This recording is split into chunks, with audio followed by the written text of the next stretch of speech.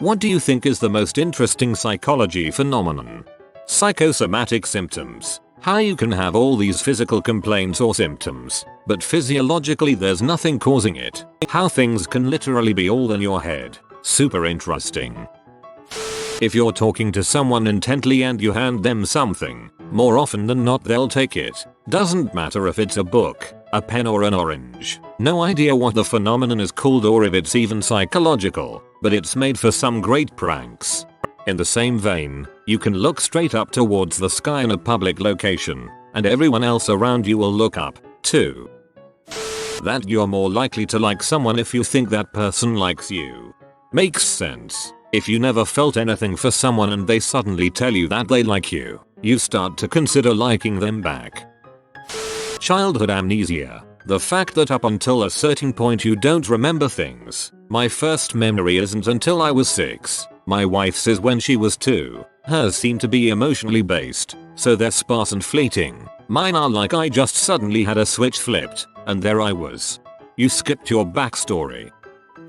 Locus of control. Lock. Lock basically is how you view control over your own life. People either have an internal lock where they believe they have the power to control their own lives, or an external lock where you believe everything in life comes from a source other than yourself. I got fired because my boss hates me. I was late because traffic, etc. Now, what's interesting is that studies have shown people with an internal lock find greater satisfaction and success in almost every aspect of life, except one. Being in a nursing home. Drives internal lock people crazy while external lock people thrive.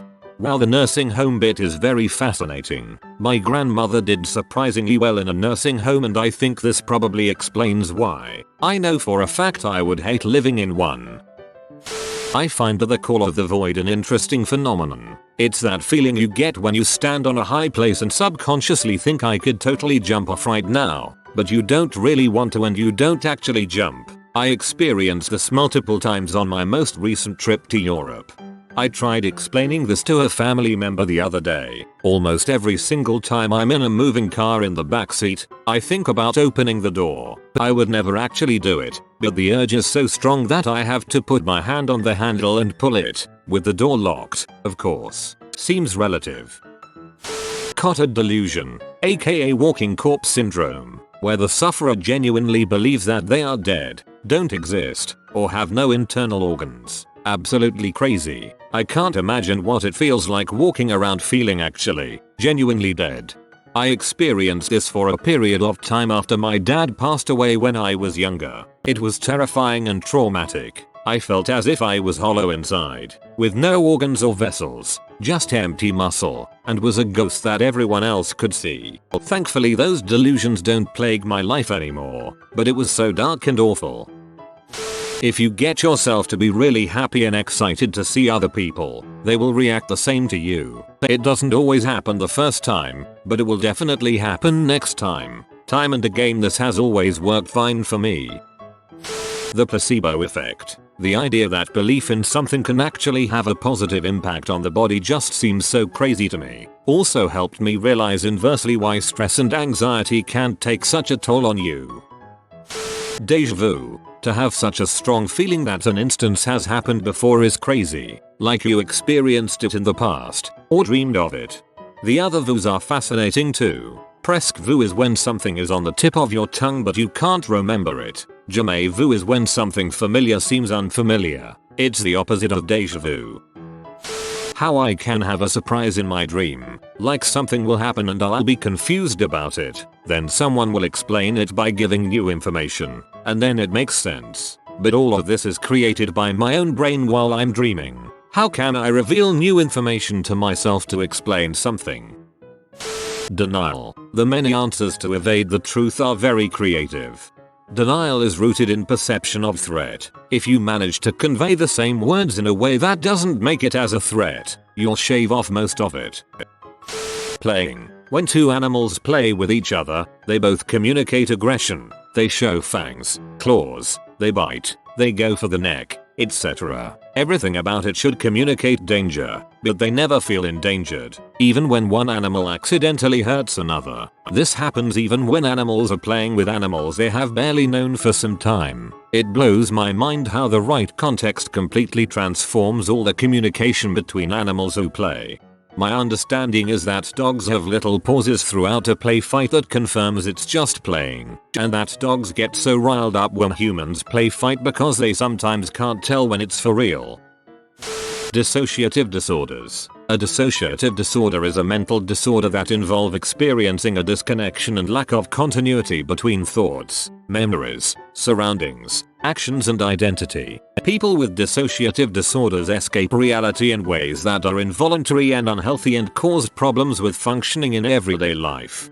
This was me in school as a result of early childhood trauma. I used to write texts in which I wondered what was going on and why things were like that, like a movie that you're watching but have no involvement in. I also used to have these kind of awake dreams in stressful situations where I would just space the frick out and have all these random thoughts and images that I was not in control of. How people who hate themselves hate people who like them. How laughter affects people. Laughter is basically the yin to stress is yang, which inspires me to make people laugh when I can, as I don't know what they're going through. Laughter increases things like dopamine, and can even help soothe physical pain sometimes. Even smiling, lifting the corners of your mouth, alone has positive effects on you, even if you force it. Why do people have favorites? Like a favorite color or a favorite flower? For me it is the unconscious mind and the fact that it accounts for the majority of our cognitive activity. I think it's interesting how we can simultaneously both know and not know things. It is also interesting, and perhaps even frightening, that we are not running the show to the extent that we think we are, at least not consciously. I like catching my unconscious mind making decisions for me. The one that I've catch the most is actually when to get up out of bed. You would think that is a decision that your conscious mind makes, but if you think about it soon after sitting up you'll realize you just kinda did it without actually deciding to get up. It's weird. Dreaming. Even though everyone does it, it's amazing that our minds create virtual realities for us nightly. If you can lucid dream, it can be more entertaining than any game technology has invented. I'm amazed at the number of people who freeze in a disastrous situation like a sinking ship. People who survive tragedies like that always report that there's not nearly the amount of panic and confusion that you'd expect. A lot of people freeze in place and simply can't move, even as the water is rising around them. Families have been split up in situations like this, where two of them can move, but the other three can't. Confirmation bias. The brain so actively tries not to see things it is fascinating. The gambler's fallacy. Specifically, how the same series of events can lead to two different conclusions. Assume you have a perfectly fair coin. You toss it 5 times and get 5 heads. You then ask 2 people what they think the 6th toss will be. Person A thinks that heads is obviously on a roll, so he bets on heads. Person B thinks that heads has happened too many times, which means that tails has to come up, so he bets on tails. They're both wrong. The odds of the 6th throw remain the same, regardless of what happened in the past. Note that this only works if the coin is fair. Sunk cost fallacy as well, where you have devoted so much time resources into something to where it makes it harder to just let go. For example, a long-term relationship you know is doomed. You're more likely to try and hang on to it due to all of the work you put in and the fear of losing all that progress.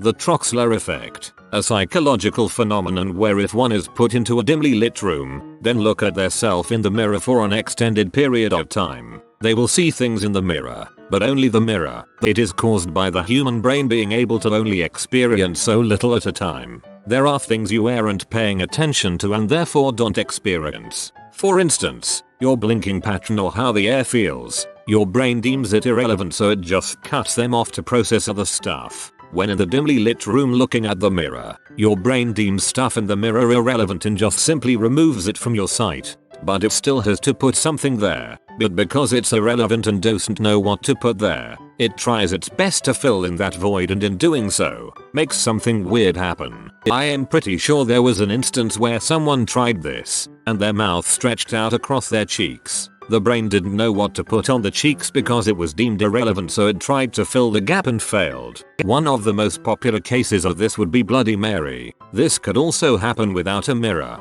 Ever just be in your room and out of the corner of your eye you see something looking at you, peeking around the door, but when you focus on it, nothing was there. That would be the Troxler effect. Folie à that two people can have the same shared psychosis or better yet hallucinations is just insane. The transference there. As a psych major, this one gets me. Cute aggression. I always thought the link between cuteness and violent urges was ironic. Every time you see something extremely cute, something in your brain says I have to squeeze its little head off. Other languages than English have a term for this. I think it's known as nervio. We tend to hate people that have the same flaws and make the same mistakes as we do. The Baader-Meinhof effect, or frequency delusion. Like something because it seems unique. Well, now you will notice that everyone else has it too. You're welcome. Or like when you buy a make and model of car that you've never had before, and suddenly everywhere you go you keep seeing other people driving the same car. Or my friend who works as a nurse in a psych ward, and now almost everyone new she meets, she suspects them to have some sort of mental illness. She deals with mental illness every day at work, so now she sees the signs of it everywhere.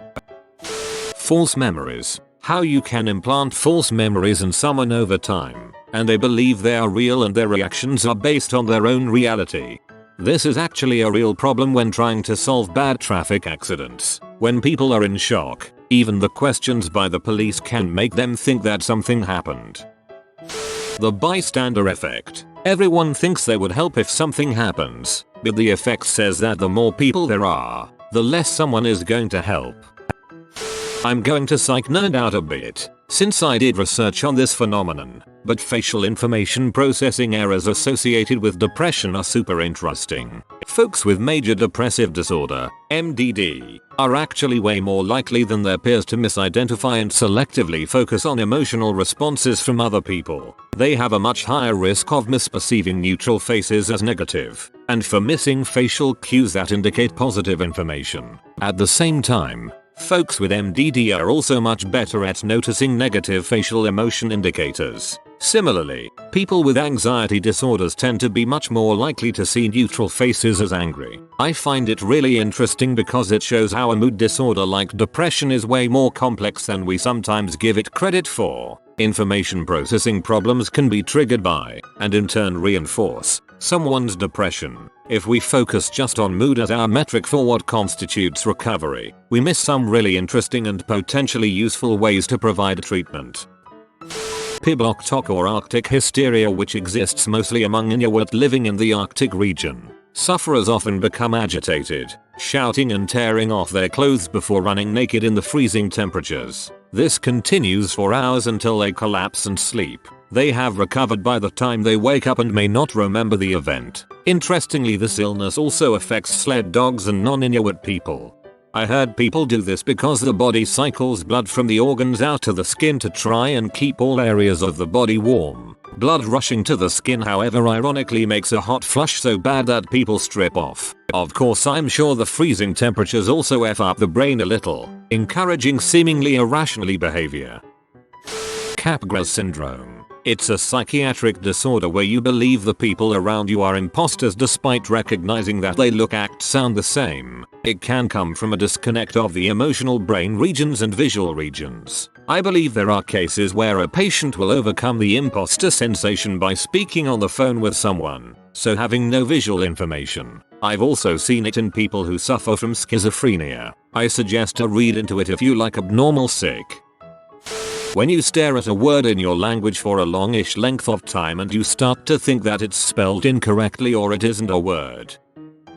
Phantom limb syndrome. The ability to feel sensations and even pain in a limb or limbs that no longer exist. Phantom limb syndrome is characterized by both non-painful and painful sensations. Non-painful sensations can be divided into the perception of movement and the perception of external sensations, exteroception, including touch, temperature, pressure, vibration, and itch. Pain sensations range from burning and shooting pains to feelings of tingling pins and needles, while phantom limb syndrome occurs only in amputees. Phantom sensations may be perceived in people who have survived strokes but lost function of certain body parts, or who have spinal cord injury or peripheral nerve injury. Phantom limb syndrome was first described in 1552 by French surgeon Ambroise Paré, who operated on wounded soldiers and wrote about patients who complained of pain in amputated limbs. The same syndrome was later observed and noted by French scientist, mathematician, and philosopher René Descartes, German physician Aaron Lamos, Scottish anatomist Sir Charles Bell, and American physician Silas Weir Mitchell, who tended to wounded soldiers in Philadelphia during the American Civil War. Scottish physician William Porterfield wrote a first-hand account of phantom limb syndrome in the 18th century, following the amputation of one of his legs. He was the first person to consider sensory perception as the underlying phenomenon of the syndrome. The effect of a person's environment, expectations and upbringing on schizophrenia, specifically schizophrenics that hear voices hallucinate. In a lot of societies, these voices are usually aggressive, dark, cruel, or they simply torture the one experiencing them, calling names and undermining them. In others, usually more spiritual societies, the voices are calm, benevolent and actively trying to help the listener. It is thought that this is the result from how those societies see the schizophrenic. In most, it's seen as a horrible mental disease, in popular culture and media even dangerous. This stigma gives the person involved a negative view of their mental condition, and causes them to internally demonize it, and exactly that creates the evil voices. They believe it is negative, so it becomes more negative. After all, the voices are a figment of their own imagination. In some cultures, schizophrenics aren't labeled that, but are seen as shamans or priests, or a gifted person with a strong spiritual connection. The voices are interpreted as guides, deceased ancestors, or even God self. They don't perceive it as an evil, so the voices do not become evil. The person hearing them doesn't suffer that much from it. Of course, feeling a sense of grandeur because of your mental state is also not a healthy thing, but for the one involved it is a better alternative than being tortured by voices, telling you you're trash or that you should do horrible things, or just screaming, making noise. It can be treated with antipsychotics, to a certain degree, but it would be lovely if one day we as a society could look at schizophrenia in a more healthy manner, so that those who have it aren't as plagued by it, because they have a more neutral view of it. I hope it is possible, someday. Synesthesia. This happens when you experience one sensory stimulus and it triggers another. For example, you hear a splash and think of the color blue. I get this quite vividly with tastes. If I see a plastic fork, I always taste ketchup for some reason. Hysterical pregnancies. The individual is so obsessed, convinced that they are pregnant that their body responds. They may miss periods, hold weight in their belly, swollen breasts that may even lactate. It's incredible. Cognitive dissonance. If our actions don't match up with our opinions, beliefs, wishes, etc., something will give and either our actions will change or our mindset will. Doesn't sound very interesting until you use this to hack your life in a sense. Ever heard of the law of attraction? It's kind of like this. The law of attraction claims that if you want something, just pretend like you already have it. Envision that you have it and you live it. Want to lose weight? Envision you at your ideal weight every night. Sounds like complete BS, and in a sense it is, but it applies to cognitive dissonance, and if you play your cards right it works. For me, I was a very shy person. I wanted to become talkative and get friends and guys. So, I would tell myself, I'm not shy. People love me. I have tons of friends. My beliefs did not match up with my actions. I wouldn't talk to people, but eventually something gave and I started to act in accordance to my beliefs. Either you will give up on pretending or you will become how you believe yourself to be. Something to think about. Law of attraction isn't a proven thing, but cognitive dissonance is. The amount that the words we use and think in changes how we act. People who speak Spanish are less likely to blame someone for dropping something, because the language is the thing was dropped rather than you dropped the thing. Australian Aborigines have no words for left, right, etc. Instead they use north, east, south, and west. As a result, they almost always know what direction they are facing, even inside buildings with no exterior view. It's interesting that your spoken language is also your brain's language. Dissociative fugues. They are pretty rare, but the idea of the brain just shutting down and allowing for reversible amnesia is so fascinating. There are documented cases of people disappearing for years at a time and starting whole new lives and not remembering anything about their past. Deindividuation. It's the loss of self-awareness in groups often attributed to mobs and how seemingly normal people can participate in illegal behavior such as riots and lynching. You have a decreased self-evaluation of your actions and it's as if the group shares the responsibility and not you for your actions. The repression of traumatic memories. It's so weird. Went through a rough time long time ago and self-harm was involved, apparently, because later on, I couldn't remember doing that to myself. The scars are there and maybe there's a very vague memory of a moment somewhere but nothing that will make me say yes, I remember when I did this. I'm not sure if it counts but sleep paralysis is really interesting to me. I've read it could be linked to mental health and other factors. I've dealt with this for over 20 years. When I'm under a lot of stress, it will affect me almost every night. The only relief I've found is taking sleep aids like Zquil or Tylenol PM and wait till I'm struggling to keep my eyes open before I go lay down. I have to go from awake to sleep as quickly as possible to prevent it. How fans of opposing teams, from the same country, can hate each other with such passion. Hate that boils over to reasons completely unrelated to the teams or the sport itself. Furthermore, when the fan's team wins, the fan translates the team's success into personal gain, most often taking on a smug attitude. Head down to the Ole Miss vs Mississippi State game this year and you can cut the tension with a knife. Humans are tribal.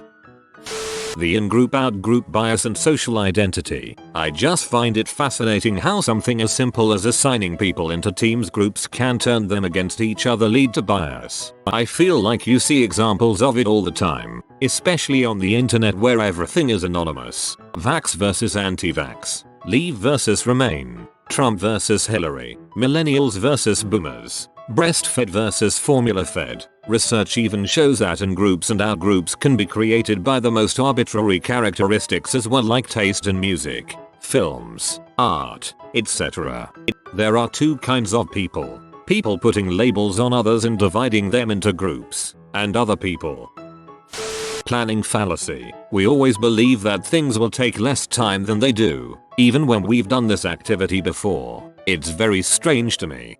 LPT, if you're gonna be late, tell the person you're going to be later than you think you are. Hey, sorry boss, I'm gonna be 30 minutes late today, then you show up 15 minutes late. Boss will be less annoyed because now it feels like you're early even though you're still late. Source: I was late often. You have been visited by the money cat like for good luck and fortune. If you are new to the channel, you can subscribe. I publish new videos every day. Until then, check another video, or don't. Either way, have a great day you magnificent people.